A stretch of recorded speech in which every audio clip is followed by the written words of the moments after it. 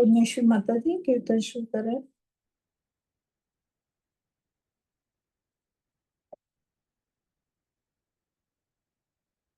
हरे कृष्णा। सभी को दंडवत प्रणाम। श्री श्री राधा श्री दामोदर अष्टकम की जय। शिला प्रभुपाद की जय। जय गौर प्रेमानंद। हरि हरि बोल। नमामीश्वरं सच्चिदानंद रूपं लसत्कुंडलं गोकुले व्रजमानं। नमामीश्वरं सच्चिदानंद रूपं लसत्कुण्डलं गोकुले व्रजमानं। यशोदाभिमानं परामृष्टमत्यं ततो धृत्ये गोप्या। यशोदाभिमानं परामृष्टमत्यं ततो धृत्ये गोप्या। रुदं तमुहुर्नेत्र जन्तं कराम्भोजयोगमेन सातकनेत्रम्। मुहुश्वासकं पात्रिरेखाककण्ठा स्थितग्रेव दामोदरं भक्तिपदम्। मुहुश्वासकं पात्रिरेखाककण्ठा स्थितग्रेव दामोदरं भक्तिपदम्। इति दक्ष्वलीलाभिहानन्दकुण्डे सघोषं निमज्जन्तमाख्यापन्तम्।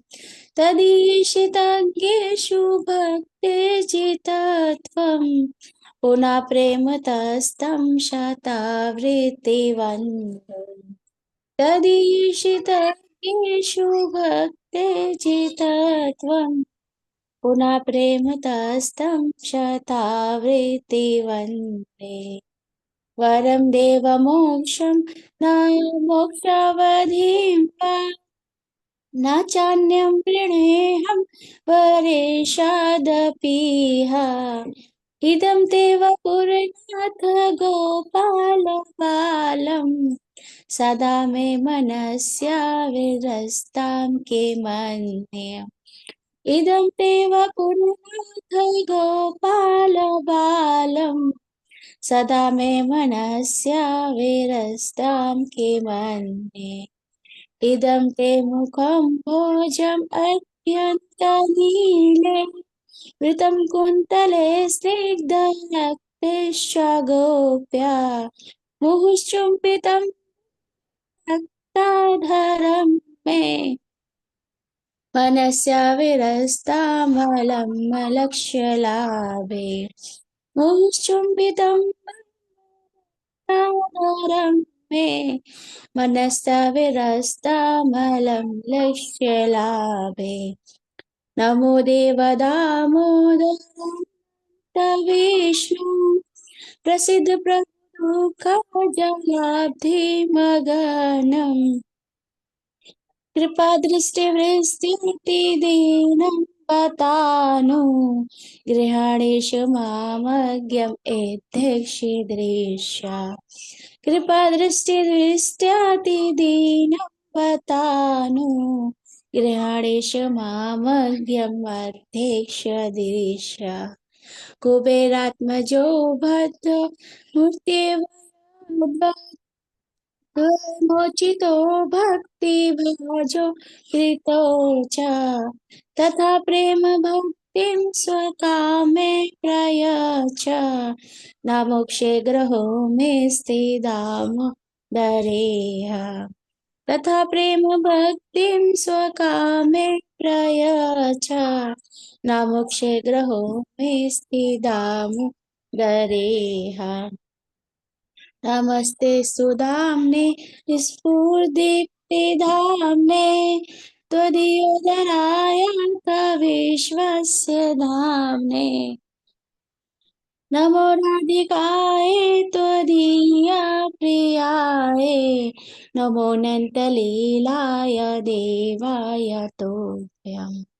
नमो राधिकाए त्वदीये प्रियाय नमोऽनन्त लीलाय देवाय तोभ्यम् नमामीश्वरं सच्चिदानन्दरूपं रसत्कुण्डलं गोकुले व्रजमानम् यशोदाभियोगखिलाधवमानम् परामृष्टमद्यं ततो धृत्य गोप्या हरे कृष्ण कृष्ण कृष्ण हरे हरे हरे राम राम राम हरे हरे हरे कृष्ण कृष्ण कृष्ण हरे हरे हरे राम राम राम हरे हरे हरे कृष्ण कृष्ण कृष्ण हरे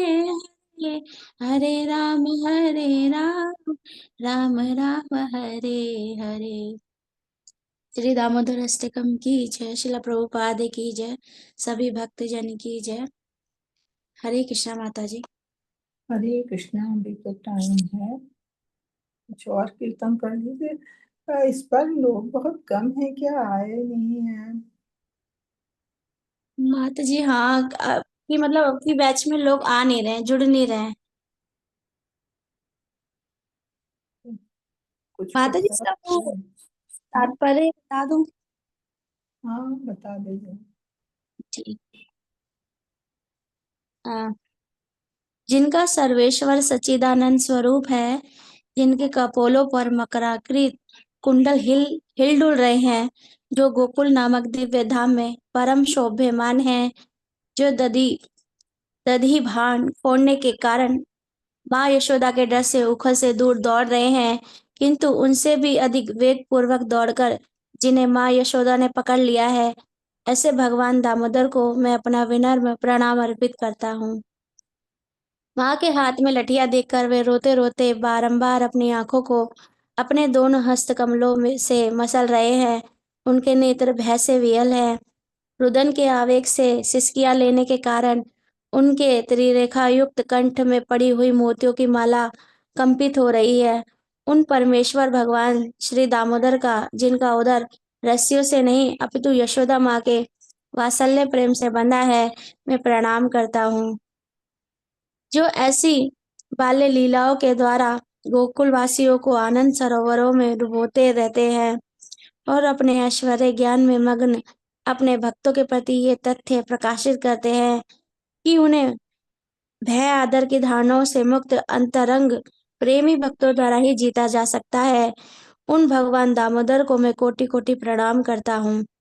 हे प्रभु, यद्यपि आप हर प्रकार के वर देने में समर्थ हैं, तथापि मैं आपसे ना तो मोक्ष अथवा मोक्ष के चरम सीमा रूप वैकुंठ में शाश्वत जीवन और ना ही कोई अन्य वरदान मांगता हूँ।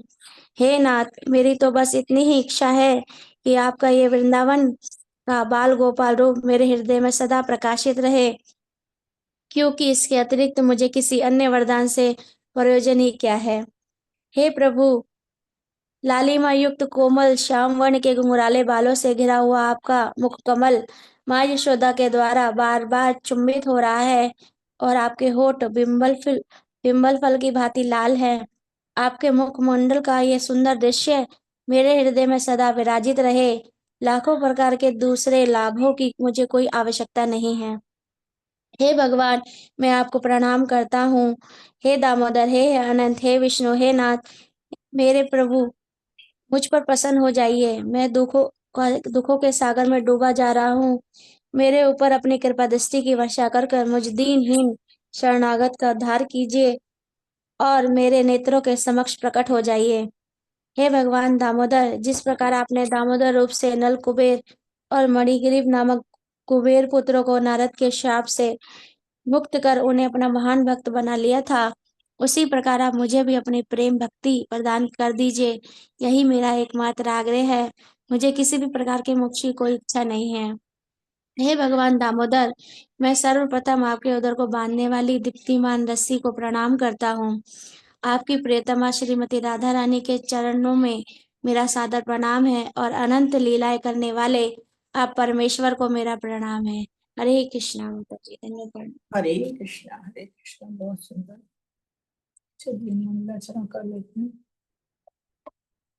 ओम नमो भगवते वासुदेवाय। ओम नमो भगवते वासुदेवाय। ओम नमो भगवते वासुदेवाय। ओम अज्ञानतिमिरान्धस्य ज्ञानाञ्जन शलाकया चक्षुरुन्मिलितं येन तस्मै श्रीगुरुवे नमः। श्रीचैतन्यमनोभीष्टं स्थापितं येन भूतले स्वं रूपा कदा मह्यं ददाति स्वपदान्तिकम्। वन्देऽहं श्रीगुरु श्रीयुतपदकमलं श्रीगुरून् वैष्णवांश्च श्रीरूपं साक्षातं सगुणरघुनाथान्वितं तं सजीवम् सादतं सावधूतं परिजनसहितं कृष्ण चैतन्यदेवं श्रीराधा कृष्ण पादान् सेवन्लता श्रीविशाखान्वितांश्च। हे कृष्ण करुणा सिंधु दीनबंधु जगतपते गोपेश गोपिका कांता राधा कांत नमस्तुते। तप्ति कांचन गौरांगी राधे वृंदावनेश्वरी वृषभानुसुते देवी प्रणमामि हरे।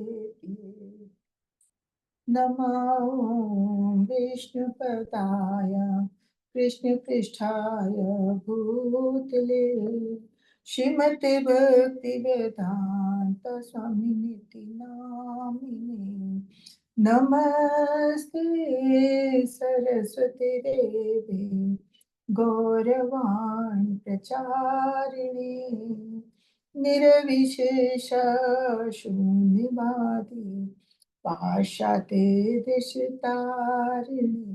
जय श्री कृष्ण चैतन्य प्रभु नित्यानंदा श्री अद्वैत गदाधर शिवासादि गौर भक्तवृंदा। हरे कृष्णा कृष्ण कृष्ण हरे हरे हरे राम राम राम हरे हरे। हरे कृष्णा कृष्ण कृष्ण हरे हरे हरे राम राम राम हरे हरे। हरे कृष्णा कृष्ण कृष्ण हरे हरे हरे राम राम राम हरे हरे। हरे कृष्णा। सभी को सादर प्रणाम और सभी का 3 बजे की क्लास में स्वागत है।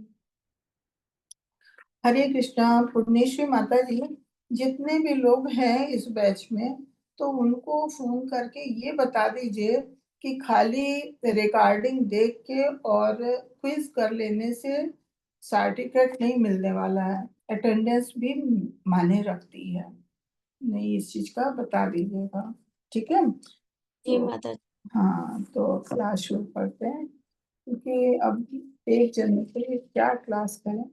चलिए, तो अभी हम भक्ति रसामृत सिंधु पढ़ रहे हैं और भक्ति रसामृत सिंधु के हमने भूमिका और प्रस्तावना में भक्ति रसामृत सिंधु का कि ये क्या है पुस्तक, इसके लेखक कौन है, रूप गोस्वामी के बारे में जानना था।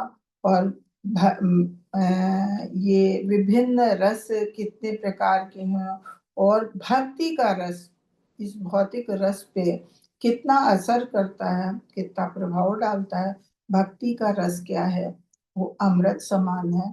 इन सब चीजों को हमने जाना था और पहले अध्याय में फिर हमने भक्ति के लक्षण जाने कि शुद्ध भक्ति के लक्षण क्या है। शुद्ध भक्ति के 6 लक्षण बताए हैं कि पहला तो ये क्लेश अग्नि है कि हमारे सारे भौतिक क्लेशों को समाप्त करने वाली है। जिस तरह से कि अग्नि अग्नि में जितना भी ईंधन डालो तो जला के राख कर देती है, तो उसी प्रकार शुद्ध भक्ति ऐसी है कि हमने कितने भी पाप किए हैं पिछले जन्मों में, इस जन्म में, वो सबको जला के राख कर देती है, हमारे सारे पाप खत्म कर देती है।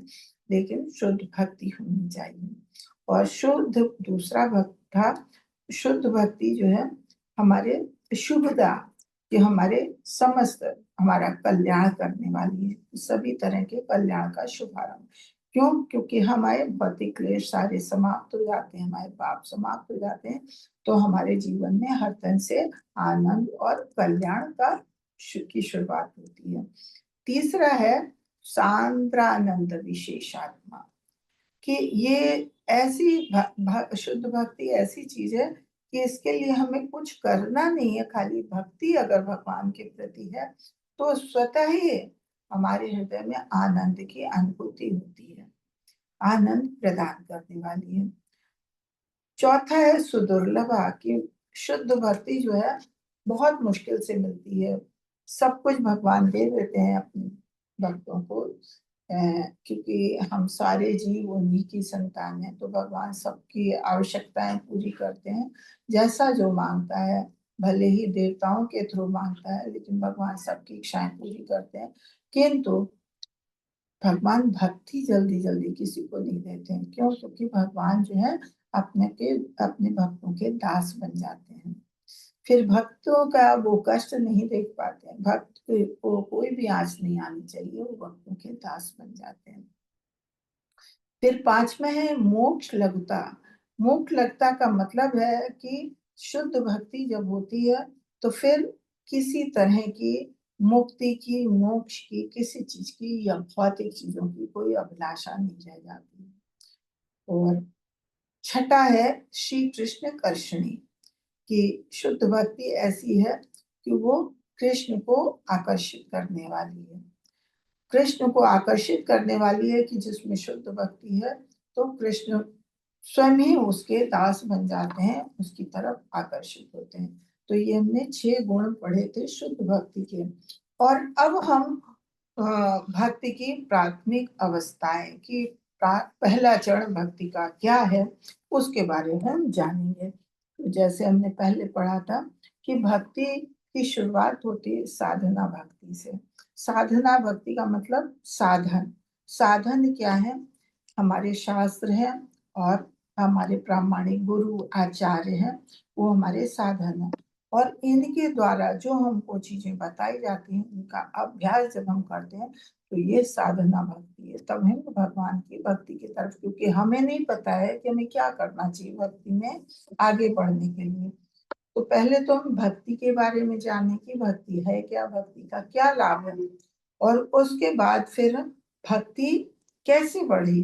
तो भक्ति पहले हमने जाना, भक्ति को 3 चरणों में बांटा है। साधन भक्ति, कि जब हम साधनों के द्वारा भक्ति शुरू करते हैं और जब हम इसका अभ्यास करते हैं तो हमारे में भाव जगता है।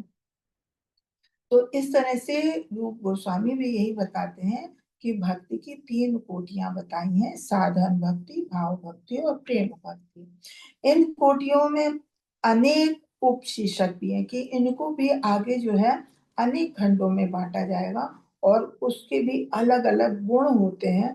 और जैसे भाव भक्ति में 4 हैं, प्रेमा भक्ति में 6 हैं, लेकिन इसकी विवेचना जो है आगे की जाएगी। अभी हम खाली साधन भक्ति, भाव भक्ति और प्रेमा भक्ति को जानते हैं। कि साधन भक्ति का जब हम अभ्यास करते हैं तो हमारे में भाव जागृत होते हैं भगवान के प्रति, और जब भाव जागृत होते हैं तो हम भगवान की सेवा, भगवान का श्रृंगार वगैरह सब करना शुरू करते हैं। भगवान के प्रति हमारे जब भाव जगते हैं, हम उनके एक एक चीज को अनुभव करने लगते हैं, तो हम फिर भगवान की सेवा करते हैं। तो अंदर से प्रेम भगवान के प्रति होता है, वो प्रेमा भक्ति होती है। तो इसके बारे में हम अभी पढ़ेंगे कि पहले तो बताया कि कृष्ण भावनामृत के पात्र जो अलग अलग रुचि वाले होते हैं, कि जिनको भगवान की भक्ति में रुचि है वही भगवान की भक्ति में आगे बढ़ सकते हैं कृष्ण भावनामृत में। वैसे तो कह रहे हैं कि ये मनुष्य की पूर्व जन्म से आने वाली सतत प्रक्रिया है। जैसे हमने बताया था कि जब जीव अपना शरीर त्यागता है तो सब कुछ यही छूट जाता है, भौतिक चीजें, कोई चीज उसके साथ नहीं जाती, बस भक्ति है जो भगवान की वो आगे जाती है। तो ये सतत प्रक्रिया है हमारी पूर्व जन्म से चली आने वाली।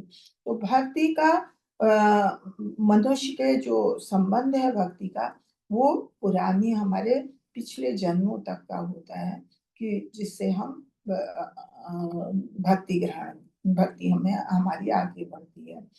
अगर मनुष्य का पिछले जन्म में भक्ति से कोई संबंध नहीं होता, तो फिर वो इस जन्म में भी भक्ति ग्रहण आसानी से नहीं कर सकता है। कि जैसे कहते हैं कि इस जन्म में कुछ हद तक भक्ति की, इस जन्म में हम, जैसे अब हम लोग भक्ति में आगे बढ़ रहे हैं, तो कुछ हद तक हमने भक्ति की, यद्यपि ये हम पूरी तरह से नहीं कर पा रहे हैं, लेकिन जब हम मरते हैं तो हमें ऐसे जन्म मिलता है कि हमारी ये भक्ति कंटिन्यू रहेगी, और जहाँ पे हम अपनी भक्ति छूटती है, वहीं से हमारी भक्ति फिर से सतत शुरू हो जाती है, और हम उस भक्ति में आगे बढ़ते हैं। तभी कहते हैं कि भक्ति आसानी से नहीं मिलती है, जन्म जन्मांतरों के तक भगवान की भक्ति का अभ्यास करते हैं, तब कहीं जाके ये भक्ति हमारी सुदृढ़ होती है। जो भी हो, लेकिन जो भी व्यक्ति जिन्हें भगवत गीता, ये श्रीमद् भागवतम जैसे ग्रंथ समझने में रुचि आने लगती है, तो उन्हीं लोगों के लिए भक्ति अधिक सरल हो जाती है, बजाय उनके कि जो मानसिक चिंतन करते हैं या इधर उधर की बातों से से भगवान के बारे में बहस करते हैं, तर्क वितर्क करते हैं। तो उसकी अपेक्षा जो लोग प्रामाणिक गुरुओं के थ्रू या जैसे भक्तों के बीच में बैठ के भगवत गीता या श्रीमद् भागवतम जैसे ग्रंथों का श्रवण करते हैं, उसमें रुचि बढ़ने लगती है। तो क्योंकि इसमें भगवत गीता में भगवान ने स्वयं उपदेश दिया है कि भगवान स्वयं हर एक की रक्षा करते हैं, भगवान स्वयं सबकी इच्छाएं पूरी करते हैं। जो भगवान सब कुछ छोड़ के भगवान की शरण में आ जाता है, भगवान उसके सारे पापों को नष्ट कर देते हैं, और जो भी उसकी आवश्यकताएं होती है वो पूरी करते हैं। इस तरह से भगवान ने अपने वचन बोले हैं। और श्रीमद् भागवतम में अनेक भक्तों का जो गृहस्थ जीवन में रह के भी भक्ति में आगे बढ़े हैं, उनके उदाहरण है, भगवान की लीलाओं का वर्णन है, भगवान की महिमाओं का वर्णन है, भगवान के भक्तों की महिमाओं का वर्णन है। तो उससे जब हम पढ़ते हैं तो हमारा उसके प्रति लगाव बढ़ता है, और हम वो ऐसे ग्रंथ हैं कि उनसे हमारा मन नहीं भरता है। और फिर जब हम देखते हैं कि अच्छा, अभी ऐसे हम सोचते हैं कि हम बद्ध जीव हैं, तो हम गृहस्थ जीवन में कैसे भगवान की भक्ति में आगे बढ़ सकते हैं, हम कैसे भक्ति कर सकते हैं। लेकिन जब हम भक्तों के बारे में पढ़ते हैं, अनेक भक्तों के बारे में कि इतने बड़े बड़े भक्त हैं, लोग गृहस्थ में हैं, जैसे अम्बरीश महाराज थे, इतने अच्छे राजा थे, लेकिन फिर भी वो भगवान की भक्ति में ऐसे थे कि जो हमने 9 चरण पढ़े, 9 के 9 चरण उन्होंने अपनाए हुए थे। वो सवेरे भगवान जब वो उनके सभा लगती थी तो वो मुकुट पहनते थे, राशि वेश धारण करते थे, और सभा समाप्त होने के बाद वो मुकुट और राशि वेश वगैरह सब कुछ हटा के भगवान की सेवा में लग जाते थे। तो इसमें हमें भागवतम में यही सब बताया गया है कि किस तरह से गृहस्थ जीवन में भी रह के हम भगवान की भक्ति सुदृढ़ कर सकते हैं। तो जो लोग इसमें रुचि रखते हैं, वो भगवान की भक्ति में आगे बढ़ सकते हैं, और इसके लिए अनेकों विद्वानों ने भी प्रमाण दिए हैं। तो ये जैसे जैसे हम ये सब पढ़ते हैं तो हमारा दृढ़ विश्वास बढ़ता जाता है। दूसरा ये कि कुछ तर्कशास्त्री हैं, वो इस तरह की बात करते हैं कि ये क्या कहते हैं कि मनुष्य को चाहिए कि आचार्यों के परिचिनों पे चले, लेकिन कुछ लोग ये भी कहते हैं कि अरे इन सब से क्या है, जो भगवान ने इतनी बड़ी सृष्टि बनाई है तो उसका आनंद लेना चाहिए। तो जिनको ये भौतिक जीवन में आनंद का अनुभव होता है और उसके प्रति आकर्षण होता है, तो उनकी भक्ति आगे नहीं बढ़ पाती है। और श्री रूप गोस्वामी जी जिन्होंने इस पुस्तक को लिखा है, तो वो इस पुस्तक में भक्ति के ही सामान्य विवरण देते हैं। और उन्होंने ये बताया है कि भक्ति की ये जो तीन कोटियां हमने बताई कि साधन भक्ति, भाव भक्ति और प्रेमा भक्ति। तो साधन भक्ति का वर्णन अगर हम करना चाहते हैं, तो साधन भक्ति का मतलब ही है कि हम अपनी इंद्रियों को भगवान की तरफ लगाएं, भगवान की सेवा में लगाएं। लेकिन भगवान की सेवा में लगाने के लिए हमें क्या करना है? हमें शास्त्रों का और प्रामाणिक गुरुओं का साथ लेना पड़ता है। वही हमें ज्ञान देते हैं तब कि हमें किस तरह से भगवान की सेवा करनी है, तभी हम आगे बढ़ सकते हैं। क्योंकि जिसमें, और ये तभी संभव है कि जब हमारे में भक्ति करने की अंदर से चाहत है, तभी भक्ति बढ़ सकती है। अगर हम चाहें कि हमारा मन तो भौतिक चीजों में लगा है और हम गुरु भी कर लें और शास्त्र भी देखते रहें, तो हमारी भक्ति सुदृढ़ नहीं हो सकती है। कि जैसे बताते हैं कि साधन उसी चीज को आगे बढ़ाता है जिसमें शुरू से कुछ क्षमता हो। जैसे एक बच्चा है, उसमें चलने की मूलतः क्षमता रहती है, लेकिन वो शुरू से चलता तो नहीं है, शुरू से नहीं चलता है। लेकिन जब उसको धीरे धीरे धीरे धीरे चलने का अभ्यास कराया जाता है, तो वो फिर आगे बढ़ने लगता है और चलने लगता है। क्यों? क्योंकि उसमें मूलतः क्षमता है। स्वाभाविक तौर से शिशु जैसे जैसे बड़ा होगा उसमें चलने की क्षमता है। तो ये अगर हम चाहें कि जिसमें क्षमता ही नहीं चलने की, उसे जबरदस्ती कृत्रिम साधनों से चलाने की कोशिश करें, तो वो थोड़ा मुश्किल है। तो ऐसी भक्ति है कि भक्ति का भी अगर हमारा मन तो लगा है भौतिक सुख साधनों में और अपनी इंद्रिय तृप्ति में, और हम सोचें कि ठीक है हम कृत्रिम साधनों को अपनाते हैं, ठीक है हम भगवान की भक्ति के लिए तपस्या करते हैं, हम ज्ञान हासिल करते हैं, तो उस तरह से भक्ति में हम आगे नहीं बढ़ सकते। भक्ति हमारे में जब तक अंदर से हमारी इच्छा नहीं है भगवान से प्रेम करने की, तो हमारी भक्ति आगे नहीं बढ़ सकती है।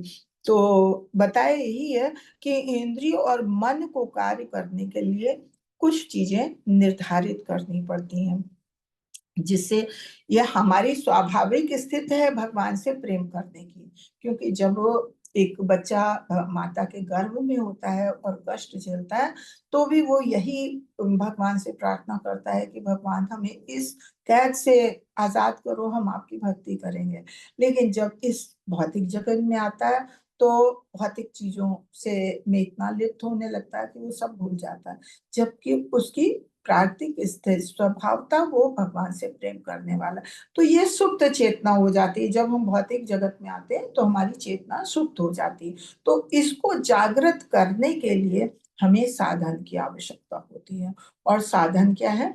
कि हम भक्तों का साथ करें, गुरु लें, और गुरु जो हमें शास्त्रों का आदेश देते हैं, जिन नियमों का आदेश देते हैं, उस पे हम उसका हम अभ्यास करें।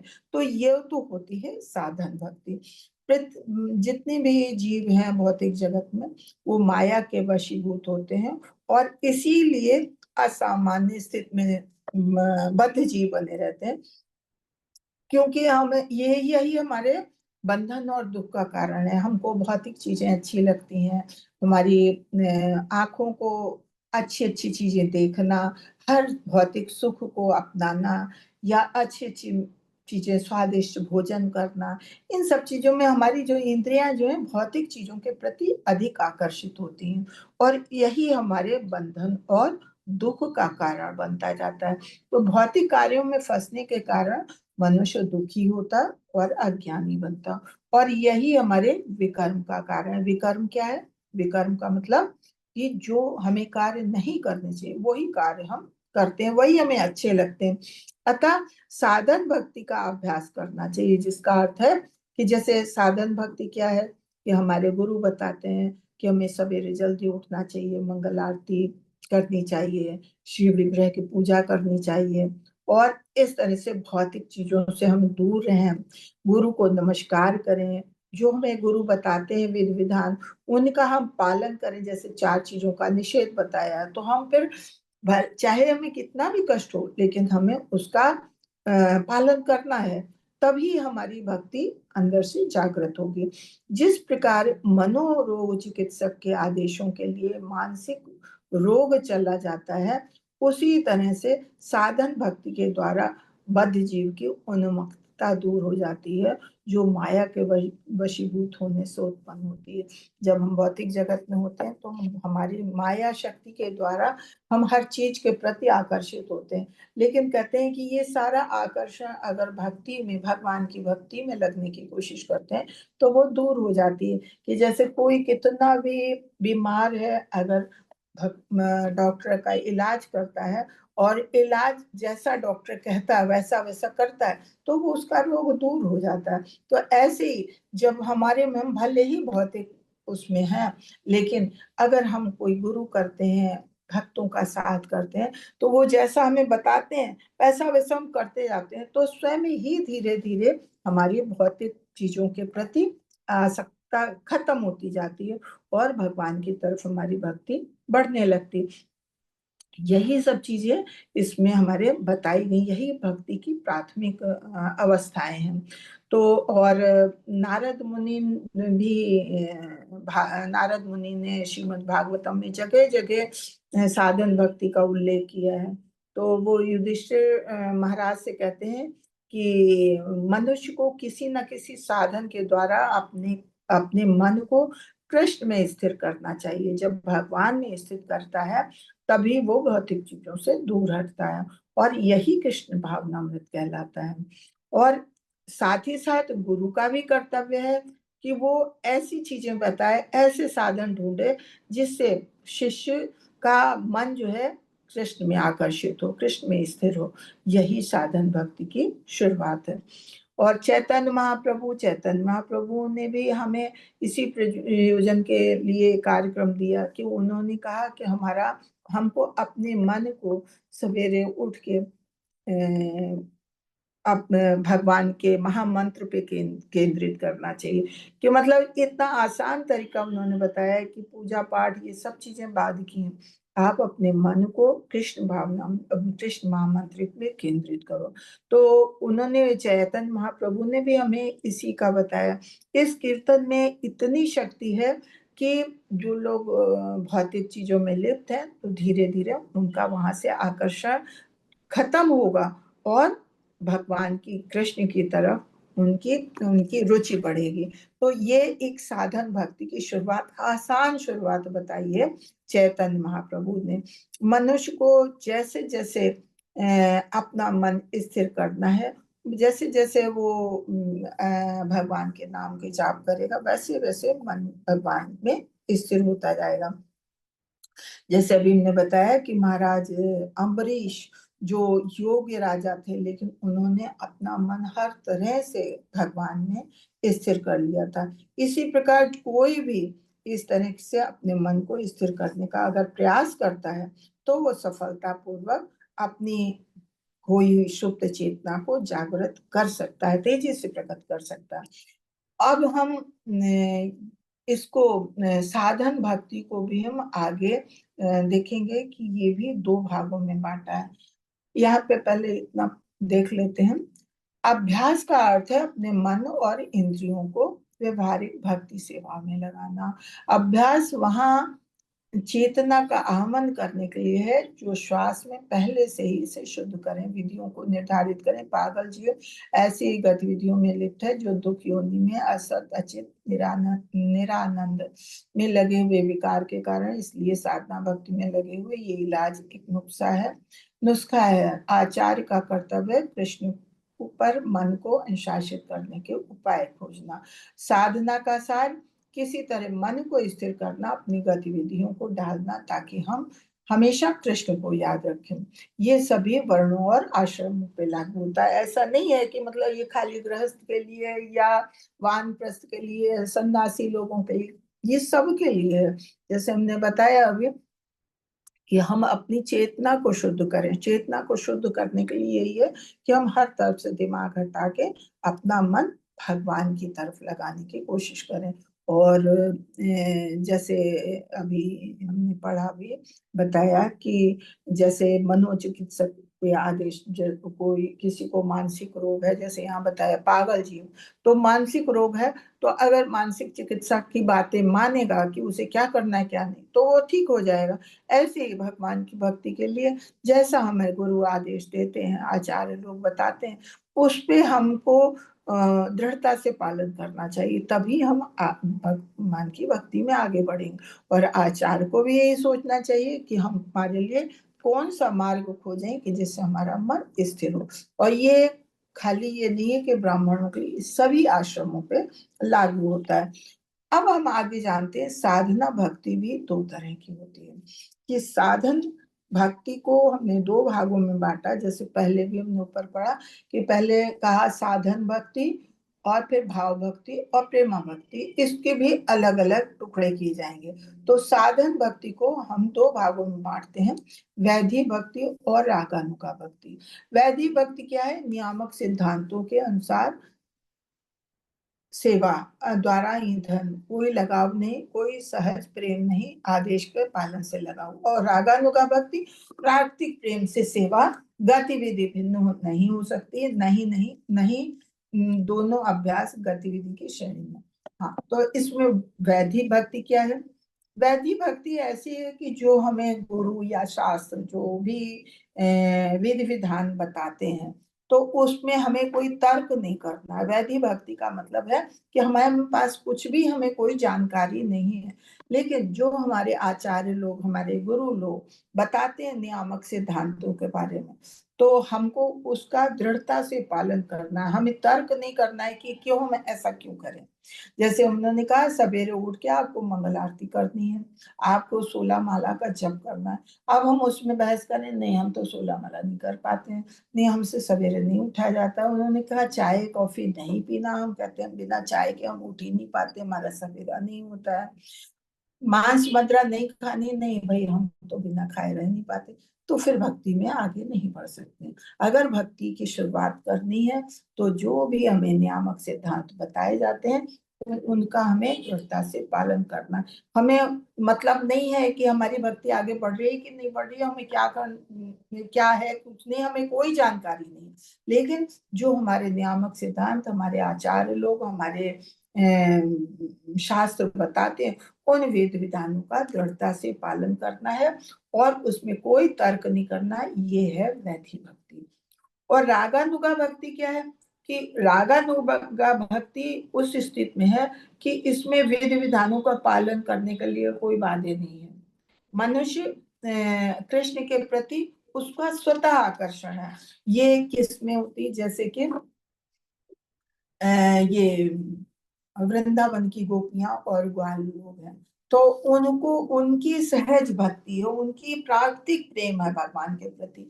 उनको किसी चीज के आचार्य का या विधि विधानों का पालन नहीं करना, उनके तो पैदाइशी शुरू से ही उनकी स्वतः भक्ति है, भगवान के प्रति प्रेम है, तो उनको विधि विधानों का मतलब नहीं होता। तो वो है रागानुगा भक्ति। और वो क्यों है? क्यों? पिछले जन्म से उन्होंने, पिछले जन्मों में उन्होंने भगवान की भक्ति इतनी की है, भगवान से मांगा है भगवान का साथ, तो पिछले जन्म की भक्ति का असर है कि उन्हें भगवान का साथ मिला है और भगवान के साथ वो भगवान के साथ आए हैं और भगवान के से उनका प्रेम जागा है। तो उन्हें वैधि ये होती है रागानुगा भक्ति, वो स्वतः प्रेम है। जो ग्वाल बाल है या गोपियां हैं, इन लोगों का ये स्वतः प्रेम जो है, ये रागानुगा भक्ति है। तो कहते हैं कि जब हम विधि विधानों का पालन करते हुए कृष्ण के प्रति अधिक अनुरक्त हो जाते हैं, तो धीरे धीरे धीरे धीरे ये प्रेम जो है हमारा बढ़ता जाता, और फिर वो भगवान के प्रति प्रेम जब बढ़ता है तो वो धीरे धीरे फिर हमें सवेरे जल्दी उठना या चाय छोड़ना या जाप जप करना, ये सब हमें बुरा नहीं लगता, हमारी आदत में हो जाता है और फिर हमारे में धीरे धीरे वास्तविक अनुराग उत्पन्न होने लगता है। फिर वो वही जो है वो रागानुगा भक्ति में बदल जाता है। तो अनुराग जब उत्पन्न होता है तो हम फिर स्वतः भगवान की सेवा में लग जाते हैं। भगवान सवेरे उठेंगे, ये मंगल आरती वगैरह की, उसके बाद अर्च विग्रह को सजाना, उनको तरह तरह के वस्त्र पहनाना, उनको क्या उनके लिए हमें फिर तब हमें ये लगने लगता है अरे ये वस्त्र भगवान पे अच्छे लगेंगे, अरे ये आभूषण भगवान पे अच्छे लगेंगे। रोज रोज नहीं, हम रोज रोज बदल बदल के उनको तैयार करेंगे, हम उसमें रुचि बढ़ने लगती। और यही चीज है जब हमारी रुचि बढ़ने लगती है तो हम तरह तरह की नई नई योजनाएं बनाते हैं भगवान की सेवा के लिए। तो ये साधन भक्ति के अंतर्गत ही आती है, लेकिन ये धीरे धीरे हमारे अंदर जो भावना उत्पन्न होने लगती है तो ये वैधि भावना ही, वैधि भक्ति जो है वो रागानुगा भक्ति में बदलने लगती है। रूप गोस्वामी अपने प्रथम भाग में जैसे वैधि भक्ति की के बारे में हमने बताया, उसके बारे में कहते हैं कि जब भगवान के प्रति कोई अनुरक्ति या कोई भक्ति नहीं, कोई अनुराग नहीं है और खाली गुरु के आदेश का पालन कर रहे हैं या शास्त्रों में बताए हुए विधि विधानों का पालन करते हैं, तो ये मतलब अनैच्छिक सेवा है। हम अपनी मन से अपनी इच्छा से नहीं कर रहे हैं, ये क्योंकि हमें बताया जा रहा है तो हम कर रहे हैं, तो ये वैधि भक्ति है। और फिर जब वैधि भक्ति का ही पालन करते करते करते करते जब हम हमारे में प्रेम जग जाता है तब हम भगवान की जो सेवा करते हैं फिर वो रागानुगा भक्ति कहलाती है। वैधि भक्ति के नियमों के वर्णन में बताते हैं कि सुखदेव गोस्वामी जो है जब परीक्षित महाराज का श्राप मिला था और वो मृत्यु के निकट थे, तब उनकी सुखदेव गोस्वामी से भेंट हुई। तो फिर राजा बहुत घबराए हुए थे, उन्होंने कहा कि मृत्यु जिसकी करीब हो, तो मृत्यु के करीब हो तो उसे क्या करना चाहिए, मृत्यु के पहले क्या करना चाहिए कि भगवान मतलब उस समय उसका क्या धर्म है, उसे क्या करना चाहिए। तो उस समय फिर बहुत लोग, बहुत सारे वहां मुनि ऋषि मुनि सब इकट्ठे हो गए और फिर सुखदेव गोस्वामी ने परीक्षित महाराज को यही बताया कि यदि आप अगले सप्ताह जब आपकी मृत्यु होनी, जब उन्हें शाप मिला था कि एक सप्ताह में आपकी मृत्यु होनी, तो उन्होंने कहा एक सप्ताह में जब आपकी मृत्यु आनी है और आप उससे निडर होना चाहते हैं, क्योंकि मृत्यु ऐसी चीज है कि सब डरते हैं, कोई मरना नहीं चाहता, कितने भी कष्ट झेले इस भौतिक जगत में लेकिन मरना नहीं चाहता, मरने से सब डरते हैं। तो कहते हैं कि अगर आपको ये मालूम है कि आपको मरना है एक हफ्ते बाद और आप निडरता से मरना चाहते हैं, अपनी मृत्यु ऐसी चाहते हैं, तो आपको कुछ भी नहीं सोचना है, सीधे भगवान के श्रवण कीर्तन और स्मरण में अपना मन लगा दें। तो यही एक आसान तरीका है। यदि कोई हरे कृष्ण का कीर्तन या श्रवण करता है तथा भगवान कृष्ण का निरंतर स्मरण करता है तो फिर वो आने वाली मृत्यु से पूरी तरह से निडर हो जाता है, उसे कोई भय नहीं होता, क्योंकि तब तो मालूम है भगवान का ध्यान करेंगे तो भगवान ही अंत समय में लेने आएंगे। जैसे हम भगवद गीता में पढ़ते हैं 8वें अध्याय में कि अंत काले च मामे वैस्मन मुक्ता कले या दिशा मन भाव यातनास्य संशय, कि इसमें कोई संशय नहीं, अंत समय में मनुष्य जो चीज को याद, जिस चीज को याद करता है वैसी होनी मिलती है। तो अगर अंत समय में भगवान का नाम लेंगे और भगवान का ध्यान करेंगे तो भगवत धाम को जाएंगे, तो उसमें फिर कोई डरने की बात नहीं रह जाती। इसलिए सुखदेव गोस्वामी परीक्षित महाराज को यही ज्ञान देते हैं कि अंत समय में खाली भगवान का ध्यान करना चाहिए। और वो यही कहते हैं कि श्री भगवान कृष्ण ही है, इसीलिए श्री भगवान जो है वो जैसे उसमें पढ़ा हम लोगों ने ईशोपनिषद में कि भगवान ही कृष्ण ही एकमात्र भगवान है।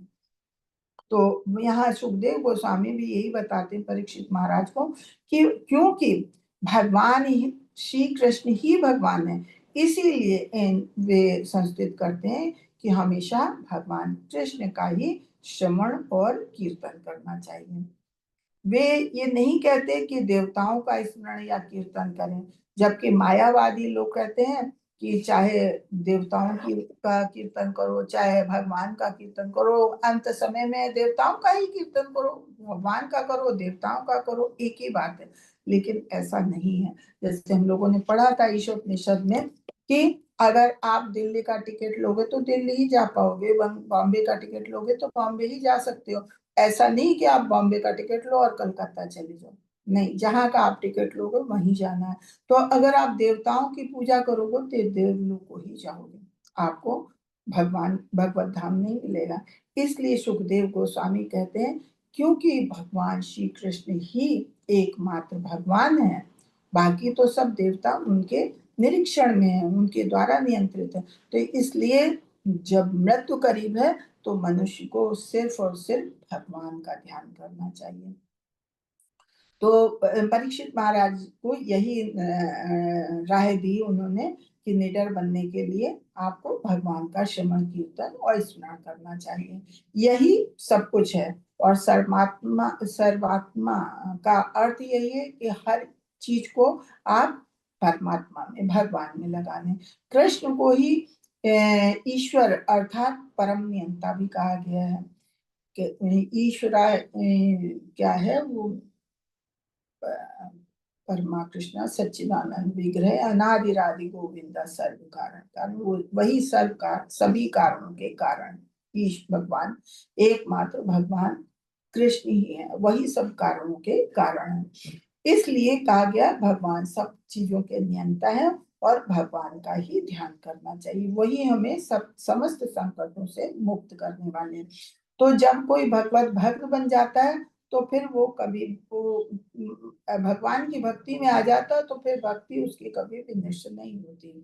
किंतु अन्य लोग जो सदैव विनष्ट होते हैं, कैसे होते हैं, तो जो भगवान का ध्यान नहीं करते वो जन्म मृत्यु के चक्कर में पड़े रहते हैं, वो कभी भी जन्म मृत्यु के पास से बाहर नहीं निकल सकते। और ये जो मनुष्य जीवन हमें मिला है इसका सुनहरा अवसर खो देते हैं, क्योंकि जानवर हैं, पशु पक्षी हैं, इन सबको ये सुविधा नहीं है कि वो भगवान की भक्ति कर पाए। भगवान की भक्ति करने का एकमात्र अवसर मनुष्य योनि में मिला है। तो अगर मनुष्य योनि में आके हम भगवान का ध्यान नहीं करते हैं तो हम अपना ये सुनहरा अवसर खो देते हैं और फिर हम निम्न योनियों में जाते हैं। कि मान लीजिए कि मनुष्य अपने मानव जीवन में कृष्ण भावना का विकास नहीं कर पाता है, तो वो जन्म मृत्यु के चक्कर में फेंक दिया जाएगा और जीवन की 84 लाख योनियां होती हैं, एक के बाद दूसरे, दूसरे के बाद तीसरे में वो योनियों में भटकता रहेगा। तो कुल मिला के बताया कि मूल कृष्ण भावनामृत को जागृत करने के लिए रूप गोस्वामी यही संस्तुत करते हैं कि हमें गंभीरता पूर्वक मन अपने अपने मनों को किसी तरह से भी हो भगवान कृष्ण में लगाना चाहिए। और जब भगवान कृष्ण में लगाएंगे तो मृत्यु के प्रति हमारा डर समाप्त हो जाएगा, हम निडर हो जाएंगे। क्या ठीक है, हमारी जब भी मृत्यु आ जाए, मृत्यु का मतलब शरीर को त्यागना, कभी भी मृत्यु आ जाए हमारा साथ तो भगवान का है, भगवत धाम को जाएंगे। मृत्यु के बाद हमें अपना गंतव्य ज्ञात नहीं होता, हमें नहीं मालूम होता है कि हमें हमारा क्या होगा। कोई भी कितना भी बताए मरने के बाद ऐसा होता वैसा होता, किसी को नहीं मालूम। लेकिन ये सब चीजें प्रकृति के नियमों के वशीभूत है, तो जैसा हम करेंगे वैसा पाएंगे। इतनी जो योनियां हैं ये हम ही लोगों के लिए बनी है, जैसा हम करेंगे वैसा पाएंगे। तो भगवान कृष्ण इस प्रकृति के नियमों के नियामक है, प्रकृति बनाने वाले। यहाँ पे नियम किसके लागू होते हैं, भगवान के द्वारा नियंत्रित है, भगवान ही नियामक है। अतः अगर हम सीधे भगवान की शरण में चले जाते हैं, घर का जो मुखिया होता है अगर आप उसकी शरण ले लें, उसको प्रसन्न कर लें, तो आप हमेशा खुश रहेंगे। तो ऐसी इस पूरे जगत का नियंत्रक तो भगवान कृष्ण है। तो अगर हम भगवान कृष्ण की शरण ही ग्रहण कर लेंगे तो फिर हमें क्या जरूरत है इधर उधर परेशान होने की, फिर हमें अनेक योनियों में वापस फेंके जाने का भय नहीं रहेगा, क्योंकि हमारा साथ डायरेक्ट भगवान का हो जाता है। पद्म पुराण में भी इसी विधि की सलाह दी गई। उन्होंने उसमें बताते हैं कि मनुष्य को चाहिए कि सदैव भगवान विष्णु का स्मरण करे और ध्यान अर्थात भगवान का निरंतर स्मरण कहलाता है। यही कहा है कि मन को विष्णु में स्थित करके ध्यान करना चाहिए और साथ ही साथ अपने मन को ध्यान द्वारा विष्णु के स्वरूप के में स्थिर करें और उसे क्षण भर भी ना भूलें। चेतना की ये अवस्था समाधि कहलाती है कि जब हम भगवान का ध्यान करें तो भगवान के रूप का ध्यान करें, भगवान में अपना मन लगाने की कोशिश करें। हमें अपने जीवन के कार्यकलापों को इस प्रति ढालने का प्रयत्न करना चाहिए कि हम विष्णु यानी कृष्ण को निरंतर स्मरण करें। जैसे हमारे दैनिक जीवन जो दिनचर्या है उसमें हमें अपने को इस तरह से ढालने की कोशिश करनी चाहिए कि हम हर चीज में भगवान का स्मरण ना भूलें। ये नहीं कि हम गृहस्थ जीवन में या हम नौकरी पे जाते हैं तो हम भगवान को भूल जाएं, नहीं, हम कुछ इस तरह से करें कि हमें हर समय हर चीज में भगवान का ध्यान हो। खाना बनाने चले, अरे भगवान के लिए आज क्या बनाएंगे, भगवान को क्या अच्छा लगता है वही बनाएंगे। अरे हमें भोजन करना है, भोजन करना, अरे नहीं हमें बाहर का तो करना ही नहीं है, हमें तो वही खाना है जो भगवान का उच्चिष्ट है, तो उसमें भी भगवान का ध्यान किया। कपड़े पहनने चले, हम नए कपड़े खरीदने गए, अरे हमें भगवान के लिए पहले खरीदने हैं, भगवान के लिए पहले करना है। नौकरी करने गए, वहां भी हमें भगवान का ध्यान होना चाहिए कि हम ये यहाँ तक पहुंचाने वाला, हमारे शरीर को स्वस्थ बनाए रखने वाला, ये सब कार्य कराने वाला कौन है, भगवान है। भगवान के द्वारा ही हमारे हाथ पैर चल रहे हैं। भगवान ने हमें इतनी बुद्धि दी कि हमें नौकरी मिली, हम नौकरी कर रहे हैं, तो जो भी हम धन कमाएंगे इससे वो भी हम भगवान के उसमें लगाएंगे। तो हर चीज में अगर भगवान का ध्यान करें, आप अपने बच्चों को पाल रहे हैं, पत्नी को प्रसन्न रख रहे हैं, तो आप यही सोचिए कि भगवान ने हमें ये अवसर दिया, भगवान ने हमें इस काबिल समझा है कि हम इन बच्चों की सेवा कर सकें, इस औरत की सेवा कर सकें, तो हमें उसको प्रसन्न करना है। तो ये नहीं सोच के कि नहीं हमारी पत्नी है, हम अपने शरीर से उसका रिलेशन देखें कि हमारी पत्नी, हमारे बच्चे, इसलिए हम नहीं, हमारे कोई नहीं है, हमारा कोई नहीं है, सब भगवान का है। लेकिन भगवान ने हमें ये जिम्मेदारी दी है, भगवान ने हमको इस काबिल बनाया है, इस काबिल समझा है, तो भगवान ने हमें ये जिम्मेदारी दी, इसलिए हमें भगवान को प्रसन्न करने के लिए इन बच्चों को, अपनी पत्नी को, अपने घर वालों को, अपने माता पिता को प्रसन्न रखना। मतलब कहने का क्या, आप कर सब कुछ अपने परिवार के लिए रहे हो, लेकिन हर चीज में आप भगवान को शामिल कर रहे हो। तो हमें अपनी दिनचर्या इस तरह ढालनी चाहिए कि हम निरंतर भगवान का स्मरण करे रहें। चाहे कोई विष्णु के चतुर्भुज रूप में अपने मन को केंद्रित करे या दो भुजा वाले कृष्ण के रूप में, दोनों एक ही हैं। ये भगवान की अलग अलग विस्तार हैं, अलग अलग रूप है। दो भुजा वाले रूप में भगवान वृंदावन गोलोक वृंदावन धाम में रहते हैं, चार भुजा रूप में वैकुंठ लोक में रहते हैं। ये है भगवान का ही रूप, तो दोनों एक ही हैं। पद्म पुराण की संस्तुति है कि जैसे भी हो हमें सदैव विष्णु का चिंतन करना है, हमें किसी भी परिस्थिति में भगवान को नहीं भुलाना। वास्तव में समस्त विधि विधानों में सबसे मूल बात यही है कि जब किसी काम को करने के लिए हम अपने से बड़े का आदेश लेते हैं तो उसी के साथ निषेध भी रहता है। आदेश होता है कि भगवान का स्मरण करो, निषेध क्या होता है कि भगवान को भूलो नहीं। कि अगर हमें कहीं किसी चीज का भी आदेश मिलता है तो हम कि क्या करना है, हाँ हमें ये काम करना है, तो उसमें साथ में सावधानी ये भी होती है, लेकिन हमें ये नहीं करना है, ऐसा नहीं करना। तो हमें भगवान की सेवा में भी आदेश मिला कि हमें भगवान का स्मरण निरंतर करना, और निषेध क्या है कि हमें किसी तरह से भी भगवान का स्मरण भूलना नहीं, भगवान को भूलना नहीं। तो इस तरह से हर कार्य में दो चीजें हैं, आदेश भी मिलता है और निषेध भी। तो इस तरह आदेश और निषेध के दायरे में ही हम पूर्ण विधि विधान को अपना पूरा कर सकते हैं। ये विधि विधान सभी वर्णों और आश्रमों पे लागू होते हैं, चाहे ब्राह्मण हो, चाहे क्षत्रिय हो, ब्राह्मण होता है बुद्धिजीवी, क्षत्रिय होता है राजनीतिक योद्धा, वैश्य होते हैं व्यापारिक और कृषक, शूद्र होते हैं श्रमिक सेवा वाले। तो या आश्रम देखें तो ब्रह्मचर्य, गृहस्थ है, वानप्रस्थ है, संन्यास है, इन सब में ये चीजें लागू होती हैं। सारी चीज सब में भगवान की भक्ति के ये नियम सब में लागू होते हैं, चाहे कोई नौसिखिया ब्रह्मचारी हो या अत्यंत प्रगाढ़ भक्त सन्यासी हो, इनमें कोई अंतर नहीं है। सबको भगवान की भक्ति करना चाहिए। अगर अपने को मृत्यु से के भय से दूर रखना है तो भगवान की भक्ति सबको करनी है। भगवान को निरंतर स्मरण करना और उन्हें एक क्षण के लिए भी विस्मृत न करना, ये नियम, इस नियम का पालन सबके लिए बराबर है। और इस आदेश का पालन जब किया जाता है तो बाकी सारे विधि विधानों का पालन स्वतः हो जाता है। तो अन्य सारे विधि विधान इसी एक आधारभूत सिद्धांत के ऊपर माने जाते हैं, आधारित होते हैं। विधि विधानों के आदेशों और कर्म के फलों का उल्लेख श्रीमद् भागवतम में हुआ है कि राजा निमि का उपदेश देने के लिए आए हुए 9 मुनियों में से चमस मुनि राजा ने कहा कि चारों वर्ण ब्राह्मण, क्षत्रिय, वैश्य और शूद्र भगवान के सर्वव्यापी रूप के विभिन्न अंग हैं। और कैसे हैं कि जैसे भगवान का सर जो है वो ब्राह्मण है, छत्र भगवान की भुजाएं जो है क्षत्रिय हैं, भगवान की कमर वैश्य है और शूद्र उनके पांव हैं।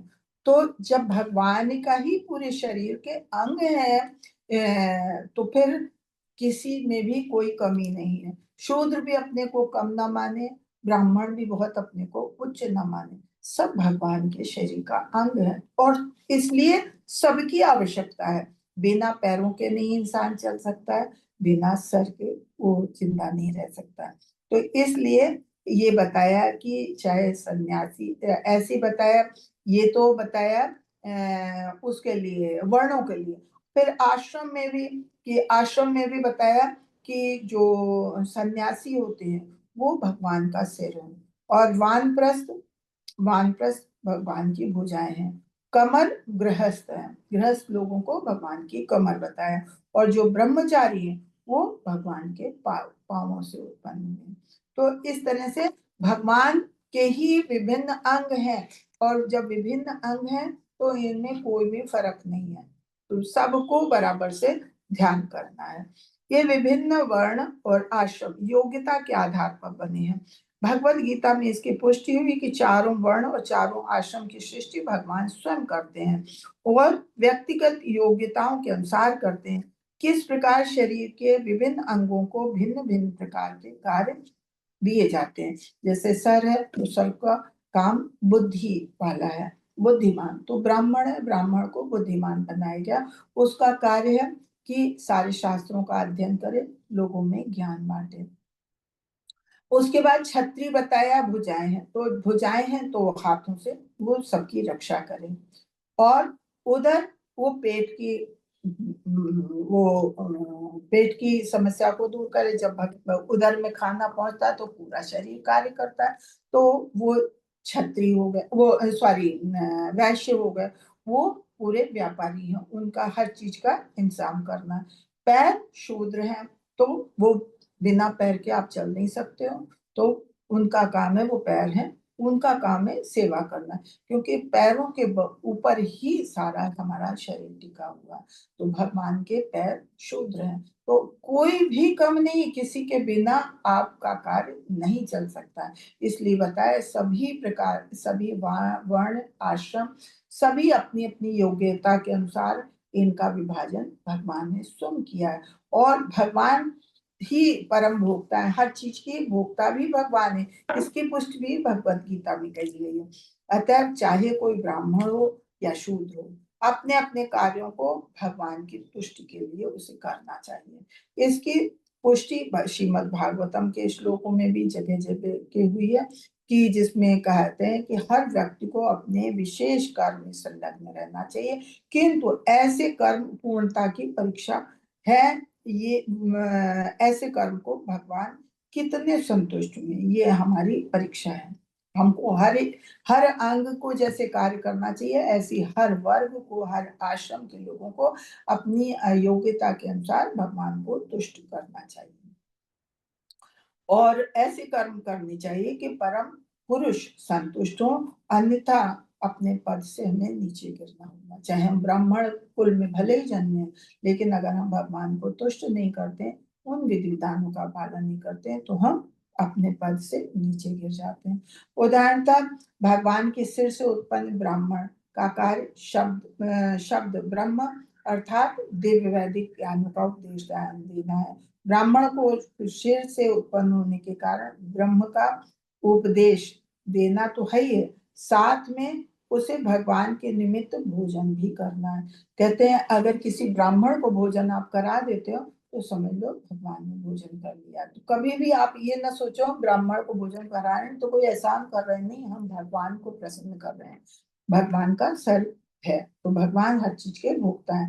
वैदिक आदेशों के अनुसार जब ब्राह्मण भोजन करता है तो समझना चाहिए कि उनके माध्यम से भगवान भोग लगा रहे हैं, किंतु इसका अर्थ ये भी नहीं है कि ब्राह्मण भगवान के निमित्त भोजन को ग्रहण करे पर संसार को भगवद गीता के संदेश का उपदेश ना दे। अब ब्राह्मण कुल में जन्मा है तो वह ब्राह्मण है, तो ब्राह्मण के कर्म भी होने चाहिए। ये नहीं कि खाना खाने के लिए तो ब्राह्मण बन गया कि भगवान का सर है, लेकिन हम वैदिक ज्ञानों का अध्ययन नहीं करें, लोगों में ज्ञान नहीं बांटे, तो फिर हम ब्राह्मण कहने योग्य नहीं रह जाते हैं।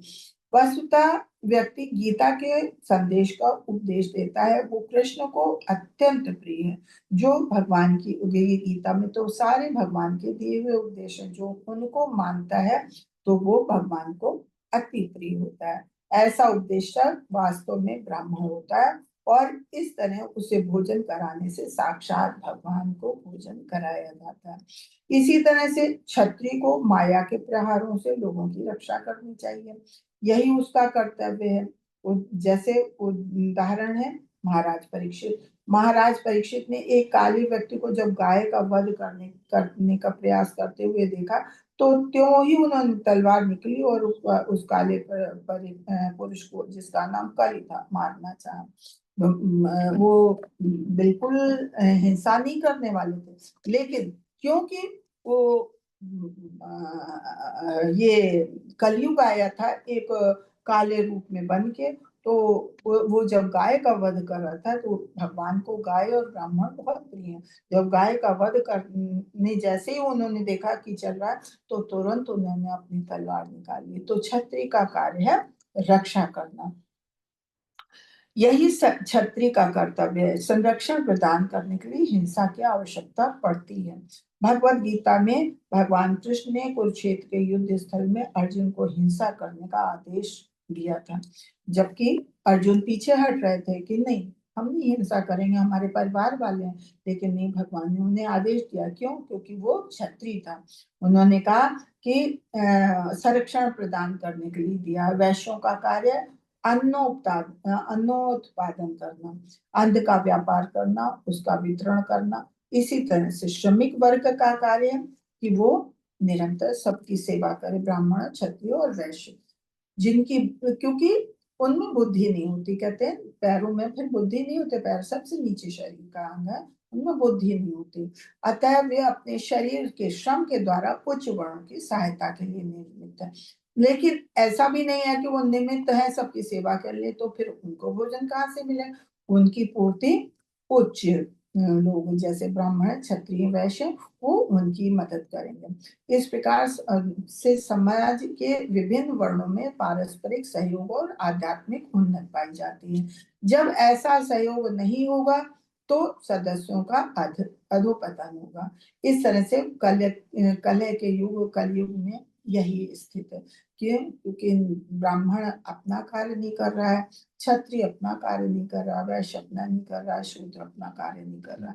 जब अपना अपना ये लोग तो फिर अधोपतन की तरफ जाएंगे और स्थिति इतनी बिगड़ जाती है कि कलह का युग बन जाता है। यही हमारा कलयुग है। कलयुग में यही है कि कोई भी अपने कर्तव्य को पूरा नहीं करना चाहता है और प्रत्येक मनुष्य अपने को ब्राह्मण या क्षत्रिय कहकर गर्वित रहता है, किंतु वस्तुतः ऐसे लोग पद विहीन हो जाते हैं।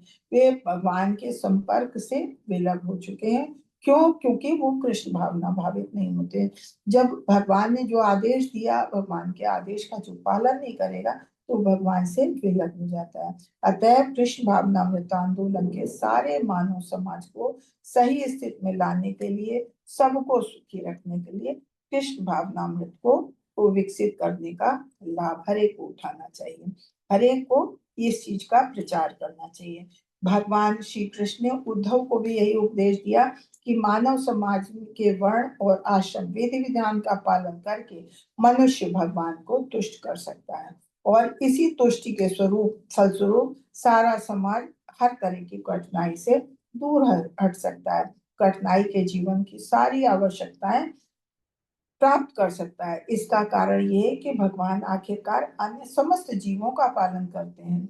यदि सारा समाज अपना अपना कर्तव्य करता रहेगा और कृष्ण भावनामृत में रहेगा तो कोई संदेह नहीं कि हर तरफ शांति और सुख रहेगा। इसी तरह जीवन की आवश्यकताओं का अभाव नहीं रहेगा और सारा संसार वैकुंठ में परिणत हो जाएगा। जब सभी अपना अपना कार्य करेंगे, भगवान की कही हुई बात को मानेंगे, तो हमारा यही जो है ब्रह्मांड संसार, यही वैकुंठ में बदल जाएगा।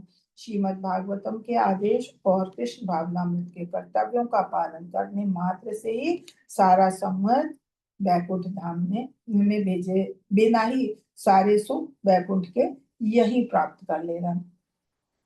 ऐसे श्रीमद् भागवतम में श्री कृष्ण उद्धव से कहते हैं कि सारे व्यक्ति अपने अपने कार्यों में लगे हुए हैं।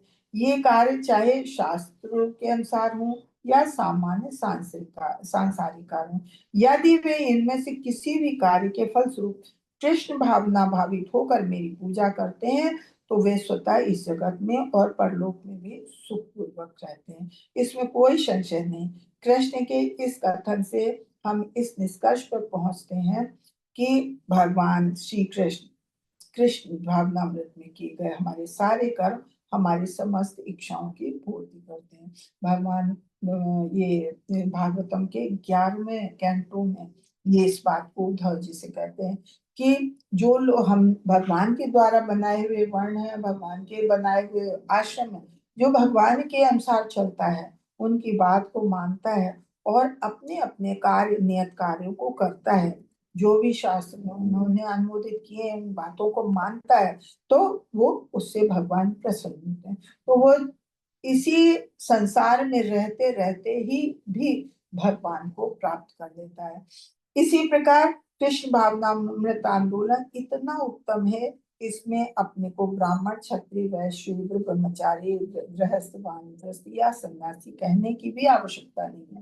किसी को कुछ कहने की आवश्यकता नहीं है। खाली क्या है, भगवान चैतन्य महाप्रभु ने इतना आसान तरीका बता दिया कि उसमें आप किसी आश्रम या किसी वर्ण का आप अपने को गिनो ही नहीं, खाली भगवान का नाम का जाप करो।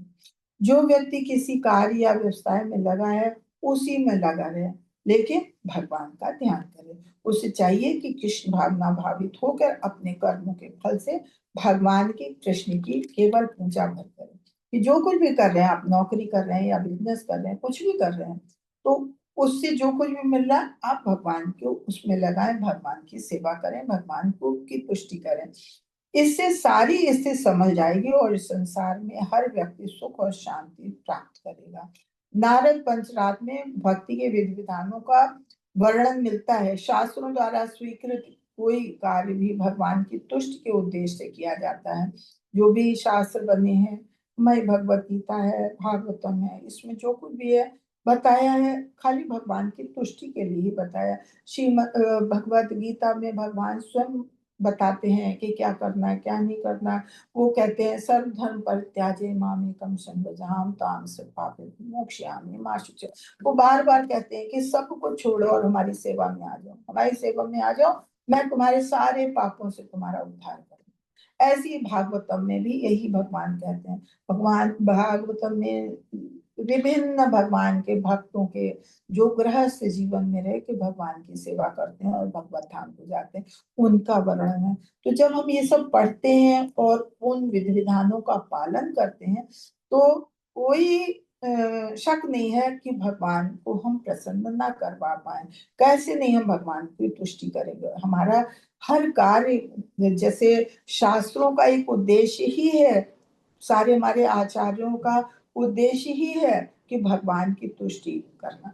तो वही चीज हमें अपनानी है, हमें शास्त्रों से और अपने आचार्यों से यही सीखना है कि हम जो भी कार्य करें भगवान की तुष्टि के उद्देश्य से ही किए करें। अगर ऐसा करेंगे तो हम हमेशा सुखी रहेंगे और भगवान की सेवा में निरंतर लगे रहेंगे, और इस तरह से हम भगवान की शुद्ध प्रेमा भक्ति को प्राप्त कर सकते हैं।